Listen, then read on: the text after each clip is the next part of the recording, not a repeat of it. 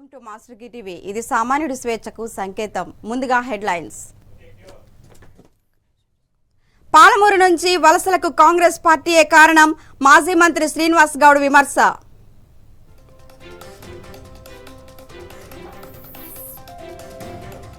విజయనగరం జిల్లాలో డిప్యూటీ సీఎంకు నిరసన, రాజన్న దొరను అడ్డుకున్న గిరిజనులు.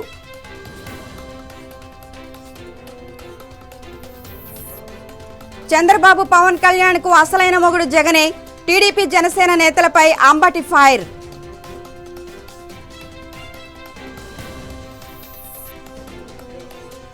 విశాఖ జిల్లాలో బీజేపీలో భారీ చేరికలు, ఆహ్వానించిన ఎంపీ జీవీఎల్ నరసింహారావు.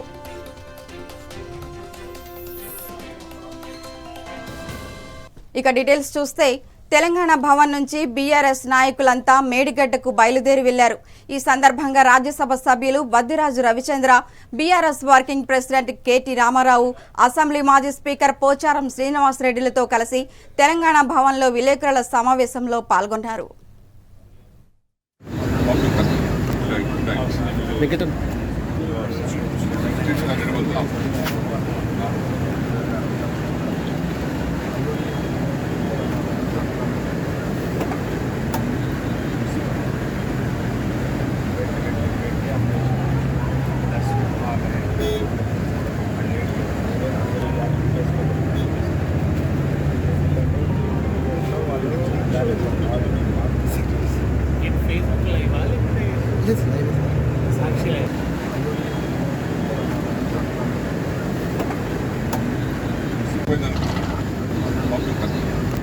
రాష్ట్రంలో ఎక్కువ కాలం పాలించింది కాంగ్రెస్ పార్టీయే అన్న సంగతి ఆ పార్టీ నేతలు మర్చిపోతున్నారని మాజీ మంత్రి వి శ్రీనివాస్ గౌడ్ విమర్శించారు. గత కాంగ్రెస్ పాలనతో తమకు సంబంధం లేనట్టు ప్రస్తుత కాంగ్రెస్ పాలకులు వ్యవహరిస్తున్నారని అన్నారు. పాలమూరు నుంచి 14 లక్షల మంది వలసపోవడానికి కారణం కాంగ్రెస్ కాదా అని ప్రశ్నించారు.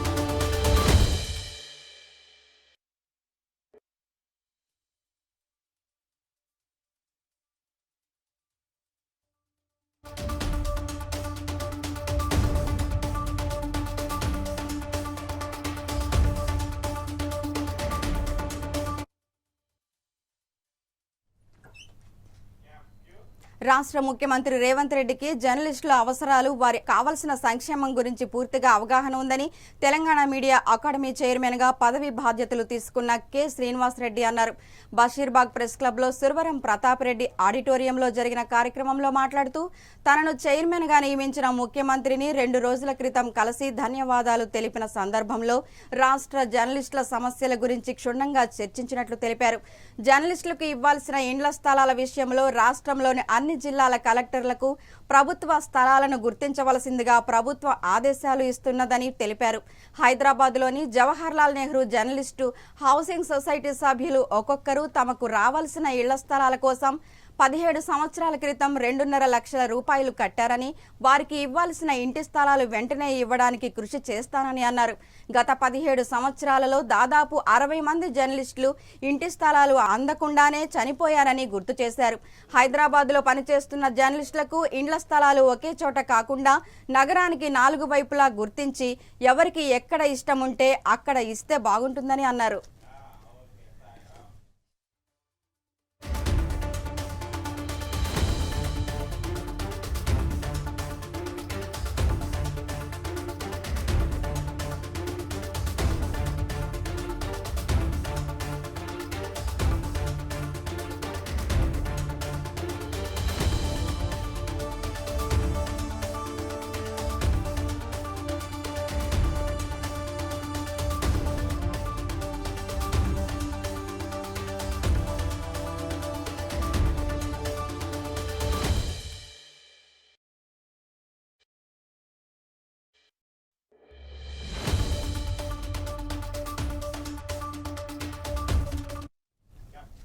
విశాఖలో ఇంటర్మీడియట్ విద్యార్థులకు వార్షిక పరీక్షలు ఏర్పాట్లు పూర్తయ్యాయి. జిల్లాలోని 93 పరీక్షా కేంద్రాల్లో 82,776 మంది పరీక్షకు హాజరు కానున్నారు. మాల్ ప్రాక్టీస్ క్యాంపింగ్ ను ప్రోత్సహించిన యాజమాన్యాలపై సెక్షన్ 25 ప్రకారం కఠిన చర్యలు తీసుకుంటారు. ప్రతి పరీక్షా కేంద్రాల వద్ద 144 సెక్షన్ అమల్లో ఉంటుంది.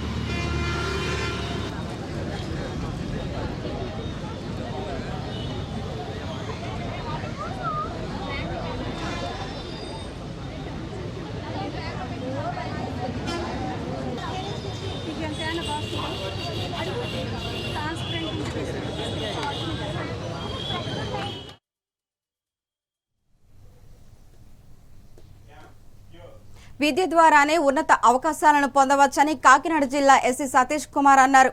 కాకినాడ జిల్లాలోని మండల కేంద్రమైన శంఖవరం ఎస్సీపేటలోని డాక్టర్ బిఆర్ అంబేద్కర్ రాజగృహం గ్రంథాలయానికి ₹1,00,000 విలువ చేసే పుస్తకాలను ఆయన పోలీస్ శాఖ తరపున ఉచితంగా అందజేశారు.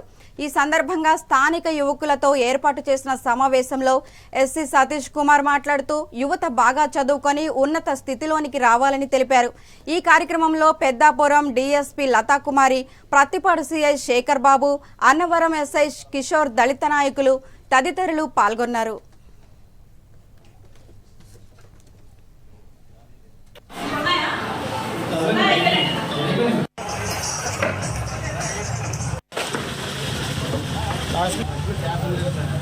ఐదో తారీఖు 6వ తారీఖు వరకు చదివాను. ఈరోజు నేను ఫస్ట్ డిగ్రీ తీసుకున్నాను. కుటుంబంలో ఫస్ట్ డిగ్రీ నేను డిగ్రీ తీసుకొని మళ్ళీ అక్కడతో పాటు డిగ్రీతో పాటు అవ్వకుండా ఈరోజు మళ్ళీ చదివి ఈరోజు ఒక పోలీసు ఉద్యోగానికి వచ్చి ఈరోజు మీ ముందు నిలబడుతున్నాను. ఎక్కడ తమిళనాడు నుంచి వచ్చి మీ ముందు నిలబడుతున్నాను. అదేవిధంగా మన డిఎస్పీ మేడంని తీసుకోవచ్చు, అదేవిధంగా మీ సిఐ గారిని తీసుకోవచ్చు, అదేవిధంగా మీరు ఎస్ఐ గారిని తీసుకోవచ్చు. అంటే మీరు చదివి ఒక మంచి స్థానానికి వచ్చినప్పుడు మీ వల్ల సొసైటీలో మార్పులు జరుగుతాయి. ఇప్పుడు మీరు ఎస్ఐ గారు కిషోర్ గారిని తీసుకుంటాం. సొంత ఊరు కిషోర్? ఏలూరు సైడ్ సొంత ఊరు. ఓకే, ఈరోజు అన్నవరం పోలీస్ స్టేషన్ జాతులు, మతాలు, కులాలు ఇవన్నీ చూడకుండా ప్రతి ఒక్కరు భద్రతని బాధ్యతగా చూసుకోవాల్సిన ఒక ఉన్నత స్థానంలో మీ ఎస్ఐ గారు ఉన్నారు. ఇది చదవకపోతే కుదరతాయా? ఎస్ఐ ఎగ్జాము చాలా టఫ్ ఎగ్జామ్. ఇప్పుడు కూడా కంప్లీట్ అయింది, మీరు వింటుంటారు. ఆ ఎస్ఐ ఎగ్జామ్ చదవాలంటే కనీసము ఒక రోజుకి 10 గంటలు చదవాలి. చదవకుండా పాస్ అవ్వగలుగుతామా? అవ్వలేము.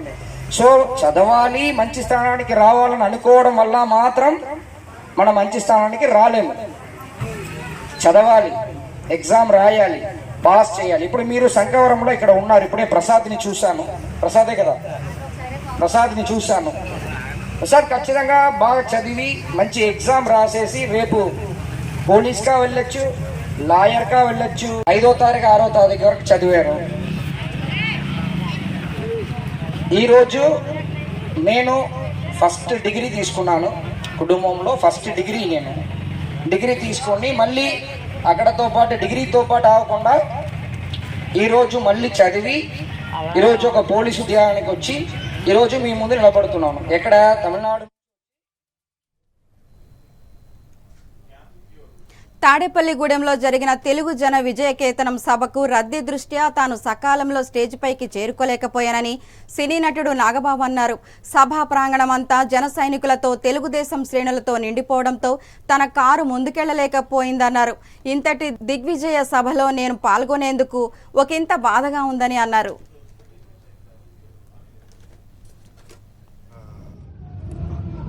Different situation. నన్ను మర్యాదగా వాళ్ళు 2 కల్లా రమ్మన్నాడు. మావాడు ఎవడో వచ్చేసి నాన్ సింక్లో 4 కుంటే సరిపోద్ది అన్నాడు. సో ఈ కమ్యూనికేషన్ గ్యాప్లో మేము 4 బయలుదేరాం. అప్పటికే అందరు వచ్చేసారు. Full stage, full traffic. కేవలం ట్రాఫిక్లో ఇంచుమించు ఎంతసేపు ఒక పావు గంట 2 hours అయింది. ట్రాఫిక్లో ఎంటర్ అయ్యి ట్రాఫిక్ ఎంటర్ అయ్యి 25 హాఫ్ అన్ అవర్ దాటిపోయింది. హాఫ్ అన్ అవర్ 40 minutes అయింది. సో స్టేజ్ మీదకి వెళ్ళలేని పరిస్థితి. In one way I'm happy. నేను అలా ఫ్రీగా వెళ్ళలేని పరిస్థితితో ఈ మీటింగ్ జరగటం, సక్సెస్ అవటం అనేది అంటే ఈ మీటింగ్ ఎంత పెద్ద సక్సెస్, నా బండి కూడా వెళ్ళలేనటువంటి పరిస్థితి రావటం ఒక రకంగా హ్యాపీయే. కాకపోతే అందరితోటి పార్టిసిపేట్ చేసుకోలేకపోవటం ఒక రకంగా చిన్న బాధ అనిపించింది. బట్ ఇంత గ్రాండ్ సక్సెస్ అయిన దాంట్లో నేను లేకపోవడం చిన్న బాధ అనిపించినా ఈ గ్రాండ్ సక్సెస్ అవటం అనేది నాకు చాలా ముఖ్యం. I'm very very very happy. Raja camera అటు ప్యాన్ చేయి. Okay, very good. చూడు, చక్కగా మంచి సన్సెట్ అందంగా జరుగుతుంది. అంటే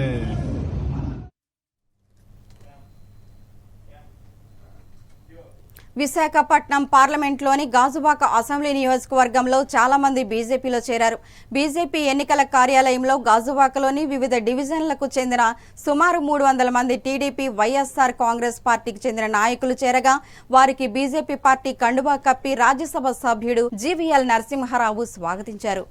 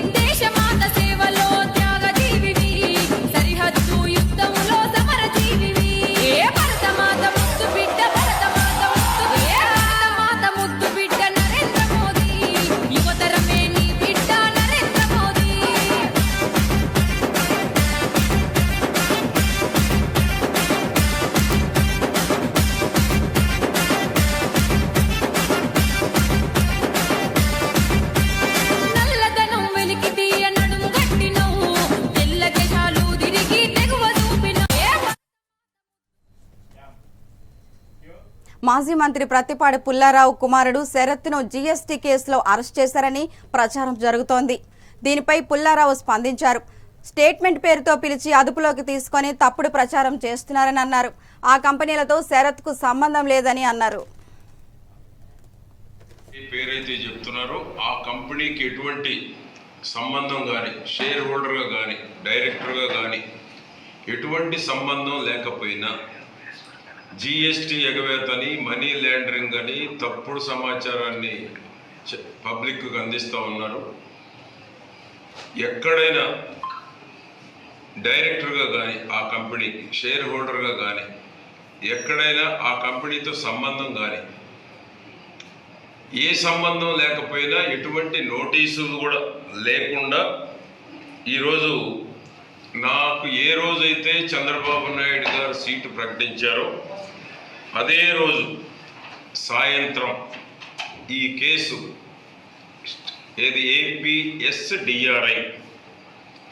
ఏపీఎస్డిఆర్ఐ డిపార్ట్మెంట్ వారు కేసు రిజిస్టర్ చేశారు. సీటు ప్రకటించిన కొన్ని గంటల తర్వాత, తెలుగుదేశం పార్టీ సీటు ప్రకటించిన కొన్ని గంటల తర్వాత కంపెనీలో లేకపోయినా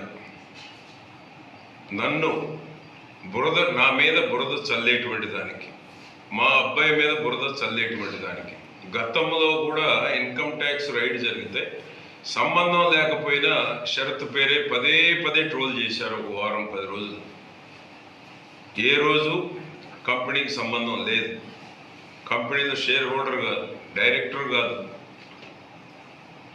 ఈ రోజున స్టేట్మెంట్ అని పిలిచి ఈరోజు తప్పుడు సమాచారాన్ని ఈ రాష్ట్రంలో ఉన్నటువంటి ప్రజలందరికీ చేరవేస్తూ ఉన్నారు. ఎందుకంటే రాజకీయంగా ఎదుర్కోలేక,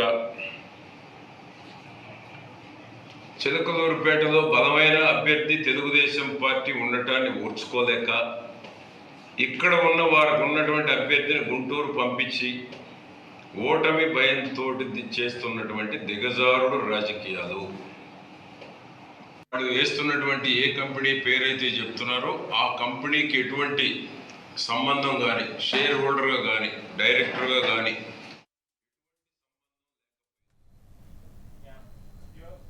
పవన్ కి 4వ పెళ్లాం నాదెండ్ల మనోహర్ అంటూ రాజమండ్రిలో మంత్రి అంబటి రాంబాబు వ్యాఖ్యానించారు. చంద్రబాబు పవన్ కళ్యాణ్కి మొగుడు సీఎం జగన్మోహన్ రెడ్డి అని, చంద్రబాబు గెలవటమే కష్టమైతే ఇక పవన్ కళ్యాణ్ ఎలా గెలుస్తాడని అంబటి ప్రశ్నించారు. జనసేన అధినేత ఏం మాట్లాడాడో నాకు అర్థం కాలేదు, మీకైనా అర్థమైందేమో ఆలోచించాను.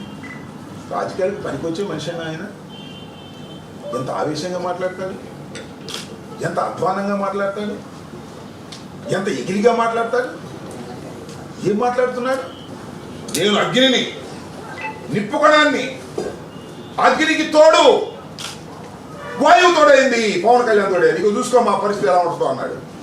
ఏమంటే నేను చెప్తా ఉన్నా, ఒకసారి ఆలోచించండి. చాలా మంది పెద్దలు ఉన్నారు కదా రాష్ట్రంలో, ఇది మంచి సామెతేనా?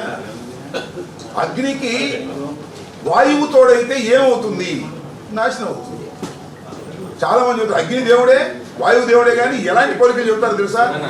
చాలా సందర్భాల్లో ఆ సన్నాసికి ఈ సన్నాసి తోడే ఎడరా నాశనం అయిపోతా అంటారు. అదే పద్ధతుల్లో అగ్నికి వాయువు తోడైంది, వీళ్ళిద్దరూ కలిసి రాష్ట్రాన్ని, రాజకీయాన్ని సర్వనాశనం చేసేస్తారు అనే దానికి ఉపయోగించాలి తప్ప, అగ్నికి ఆ వాయువు తోడైందంట జగన్మోహన్ రెడ్డి గారిని మార్చేస్తాం అనేటువంటి పద్ధతుల్లో పాపం సుదీర్ఘమైన రాజకీయ చరిత్ర కలిగినటువంటి చంద్రబాబు నాయుడు గారు ఇలాంటి చచ్చు సామెతలు చెప్పి ఏదో ఉత్సాహపరచాలనేటువంటి తాపత్రయంతో ప్రయత్నం చేసినట్టుగానే కనిపిస్తుంది తప్ప పసలేని ఉపన్యాసాలు మీ అందరికీ మనవి చేస్తున్నా. నిన్న జరిగిన సభ విజయవంతమైందో విజయవంతం కాలేదో నేను చెప్పాల్సిన అవసరం లేదు. ఒక్కసారి సిద్ధం సభలు చూడండి. 3 సిద్ధం సభలు నిర్వహించాం వైఎస్ఆర్ కాంగ్రెస్ పార్టీ నాయకత్వంలో. మా సిద్ధం సభలు ఎలా జరిగాయి, మీ సభలు ఎలా జరిగింది? ఇవాళ ఒక్కసారి చూస్తే సిద్ధం సభ విజువల్ చూడండి. నిన్న జరిగినటువంటి తాడేపల్లి గూడెంలో జరిగిన జెండా సభ యొక్క విజువల్ చూడండి. దాని మీద ఉన్న వేదికల మీద ఉన్నటువంటి వ్యక్తుల యొక్క ముఖాలు చూడండి, ఎంత నీరు గారిపోయినాయో. అసలు ఏంట్రా ఈ కర్మ అన్నట్టుగా 4 గంటలకు ప్రారంభించాల్సింది 6 గంటల దాకా జనం రాకపోతే బిక్కుమంట వచ్చి మాట్లాడాల్సిన పరిస్థితి వచ్చింది అనేటువంటి మాటలు వినిపించాయి తప్ప ఎక్కడ ఉత్సాహం లేనటువంటి సందర్భమే అది కనిపిస్తుంది తప్ప ఉత్సాహాన్ని ఏ మాత్రం పెంపొందించినటువంటి సభగా తేల్చి చెప్పేశారు విశ్లేషకులని ఈ సందర్భంగా నేను మనవి చేస్తున్నాను. పవన్ కళ్యాణ్ గారు జనసేన అధినేత విజయనగరం జిల్లా గజపతి నగరంలోని దత్తిరాజేరు గజపతి నగరం మండలాలకు చెందిన లబ్ధిదారులకు ఇళ్ల పట్టాల పంపిణీ కార్యక్రమం స్థానిక ఎమ్మెల్యే బొత్స అప్పల్ నరసయ్య చేతుల మీదుగా ఇళ్ల పట్టాల పంపిణీ జరిగింది. ఈ కార్యక్రమంలో ఎమ్మెల్యే అప్పల్ నరసయ్య మాట్లాడుతూ పేదల ఇళ్ల స్థలాలు కొనుగోలు కోసం కోట్లాది రూపాయలు ఖర్చు చేయడం జరిగిందని అన్నారు.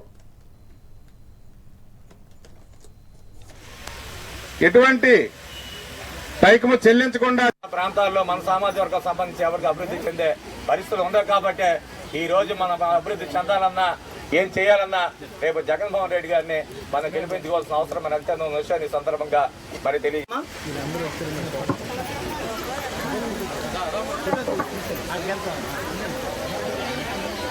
నగరం కడగల లలిత పట్నాయకుని శ్యామలాదేవి గేదెల రమాదేవి వీళ్ళ ముగ్గురు రెండమ్మా. గజపతి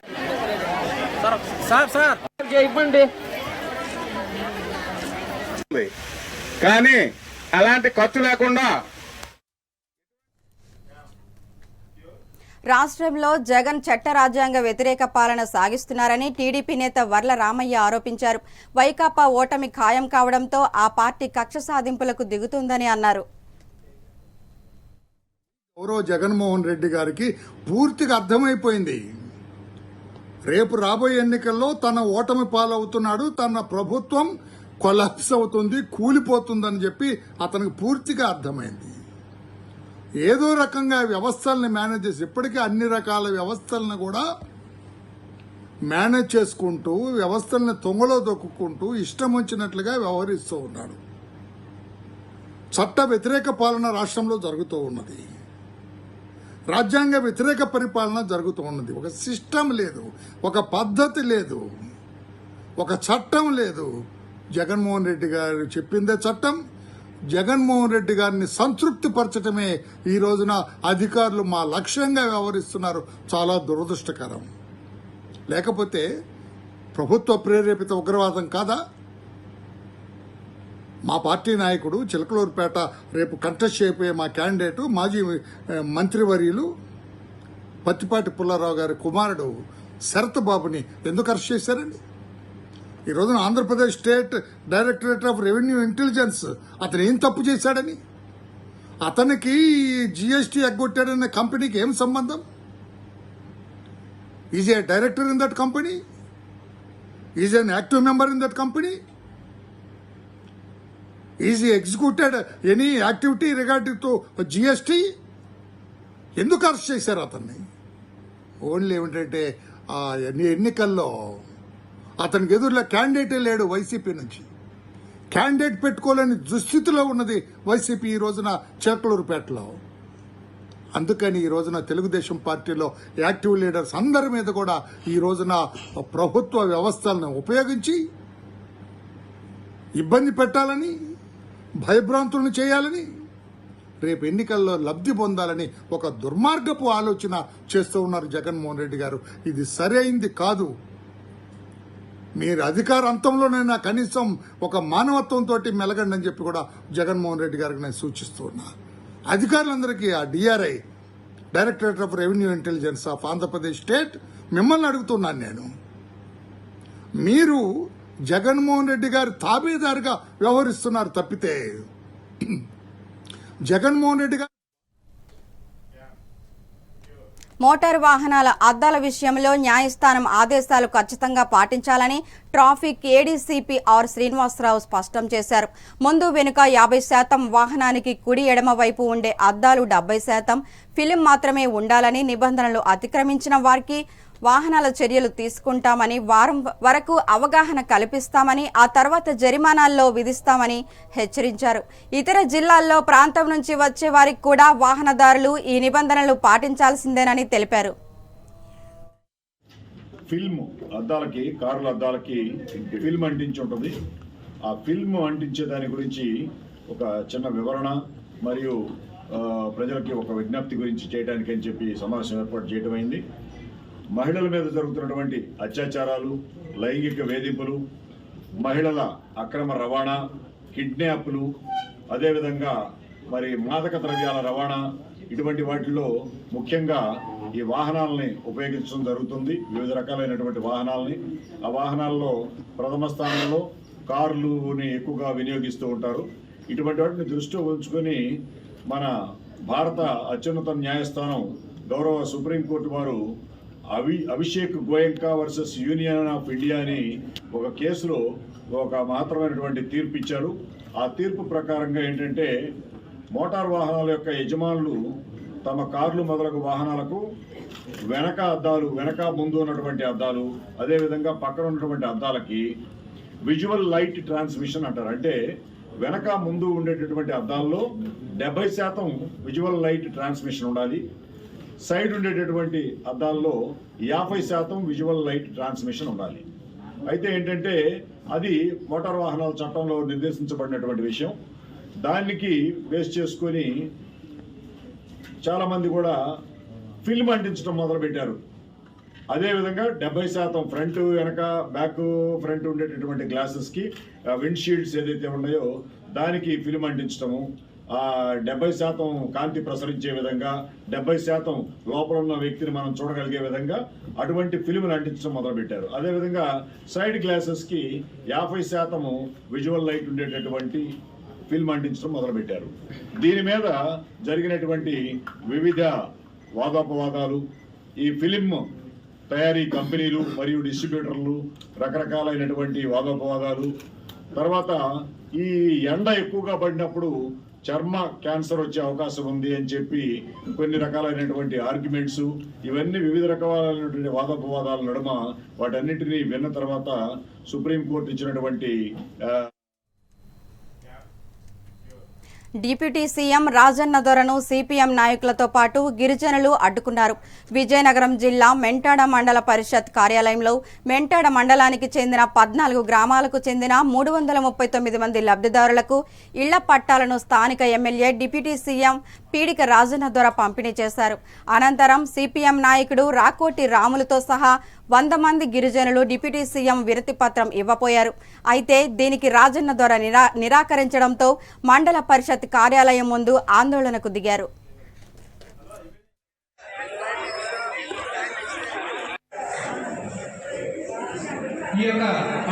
అమ్మకి ఇచ్చామనుకో, నాన్న వారసులే, పిల్లలు కూడా వారసులు అవుతున్నారు. ఇప్పుడు దీని ప్రకారం ఇంతకుముందు అయితే లేదు, మీకు వారసత్వ హక్కు లేదు. దానికి ఎవరి పేరుని ఇస్తారో ఆయనకు మాత్రం హక్కు. మేము స్వాగతం పలుకుతూ ఈ పట్టాల మండలంలో ఉన్న ఎంపీపీ, జెడ్పీటీసీ, ఉప ఎంపీపీ, ఇతర ప్రజాప్రతినిధులందరికీ కూడా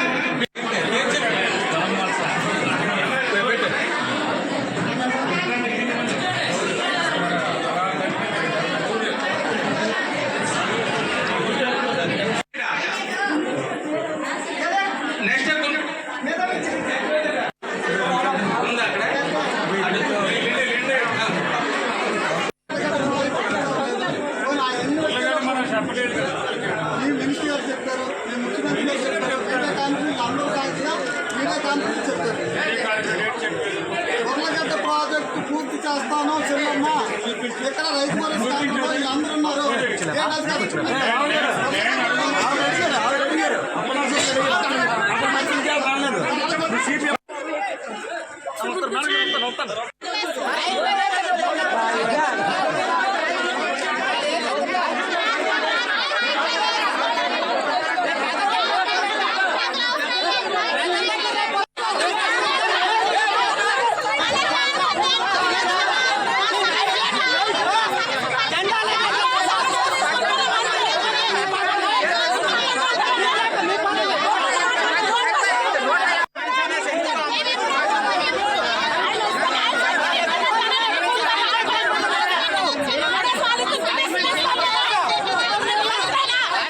ఇక ఇవి బులెటిన్ అప్డేట్స్. మరిన్ని అప్డేట్స్ తో మళ్ళీ కలుద్దాం. చూస్తూనే ఉండండి మాస్టర్ టీవీ. ఇది స్వేచ్ఛకు సంకేతం.